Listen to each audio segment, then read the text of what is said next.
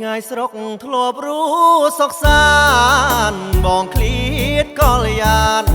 មករួមឆ្ងាយប្រានឆ្ងាយពីគូស្នេ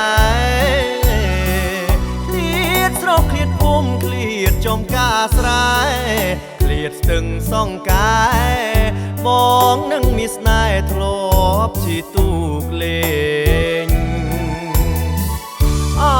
បាត់ដំបងភូមិកំណើតខ្ញុំភ្នំតូចភ្នំធំខ្ទមតូចស្រីមុំសងឆ្ងាយតែឯងបងស្គាល់ដំនួនកាលស្ងួននៅក្មេងធ្លាប់ប្រឡែងលេងនាំស្រស់ស្រីក្មេងពួនស្និទ្ធស្នេហា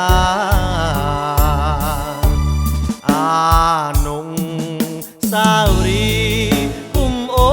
ឬស័យបងកាន់ដៃស្រីឆ្លងស្ពានទឹកថ្លាសេរីសោភ័ណ្ឌយើងបានសច្ចាបុណ្យអអ្នកតាលើភ្នំកងវ៉ាជួយចាំសំដីអីលើបងបានស្គាល់ឋានសុខមរត់តែស្រីមុំបងយំស្រណងអានុងសាវរីចិត្តបងនៅស្មងស្នេហ៍គ្រប់នាទីទួងបីធរនីប្រែបែកជាពីរក៏ភ្លេចមិនបាន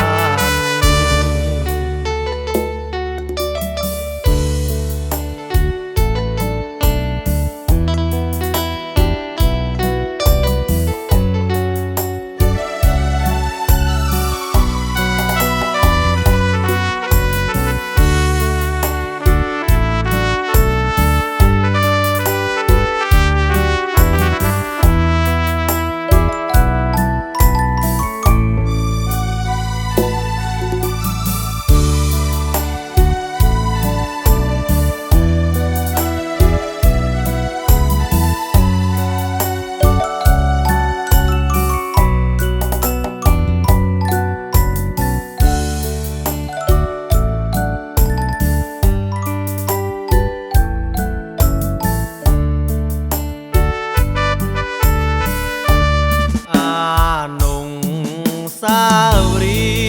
គុំអូឬស័យបងកាន់ដៃស្រីឆ្លងស្ពានទឹកថ្លាសេរីសោភ័ណ្ឌយើងបានសច្ចាបុណ្យអអ្នកតាលើភ្នំកងវ៉ាជួយចាំសំដីអីលើបងបានស្គាល់ឋានសុខមរត់តែស្រីមុំបងយំស្រណងអានុងសាវរីចិត្តបងនៅស្មងស្នេហ៍គ្រប់នាទី